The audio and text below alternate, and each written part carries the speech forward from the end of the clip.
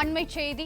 மதுரை மாவட்டம் மேலூர் பகுதியில் சட்டவிரோத மணல் குவாரிக்கு தடை கோரிய வழக்கில் சட்டவிரோத குவாரிக்கு துணை போன அதிகாரிகள் மீது அரசு உரிய நடவடிக்கை எடுக்க உயர்நீதிமன்ற மதுரை அமர்வு உத்தரவு பிறப்பித்திருக்கிறது. கூடுதல் தகவல்களை வழங்குகிறார் எமது செய்தியாளர் சந்திரன். சந்திரன், வணக்கம். இது குறித்தான மேலும் விவரங்கள். வணக்கம். மதுரை மாவட்டம் மேலூர் பகுதியில் சட்டவிரோத மணல் குவாரி தடை விதிக்க கோரிய வழக்கில் சட்டவிரோதமாக செயல்பட்ட 2 குவாரிகளுக்கு 3 கோடி ரூபாய் அபராதம் விதிக்கப்பட்டுள்ளது. 2 குவாரிகள் மூடப்பட்டுள்ள அரசு தரப்பு அறிக்கை தாக்கல் செய்யப்பட்டது. குவாரி உண்மைகள் அளித்து அபராதம் விதிக்கப்பட்டுள்ளது. துணைபோன அதிகாரி மீது என்ன நடவடிக்கை எடுக்கப்பட்டுள்ளது நீதிபதிகள் கேள்வி எழுப்பியுள்ளனர். கனிமவளத்துறை அதிகாரி நேர்மையாக செயல்பட வேண்டும். சட்டவிரோத கோரிக்கை துணைப்போன அதிகாரி மீது அரசு உரிய நடவடிக்கை என மதுரை அமர்வு கூறியுள்ளது.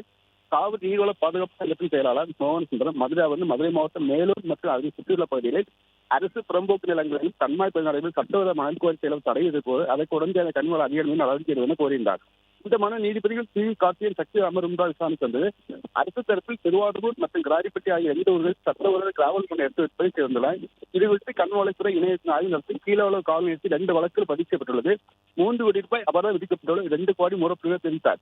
அதைத் தொடர்ந்து நீதிபதிகள் இதற்கு துணைபோன அதிகாரி மீது என்ன நடவடிக்கை எடுக்கப்படும் என்று கேள்வி எழுப்பினார். மேலும் மனுதார் கோரிக்கையின்படி சட்டவிரோத குவாரி மூடப்பட்டுள்ளது. மேலும் அபராத மீது குற்ற நடவடிக்கை எடுக்கப்படும் என்றால் இந்த வழக்கை முடித்து வைக்கிறோம். கனிம வளத்துறை அதிகாரி நேர்முறை செயல்பட வேண்டும். இந்த விவகாரத்தில் சம்பந்தப்பட்ட அதிகாரி மீது துறைய நடவடிக்கை எடுக்கப்பட்டு அரசு உரிய முடிவு எடுக்க உத்தரவிட்டு வழக்கை முடித்து வைத்துள்ளனர்.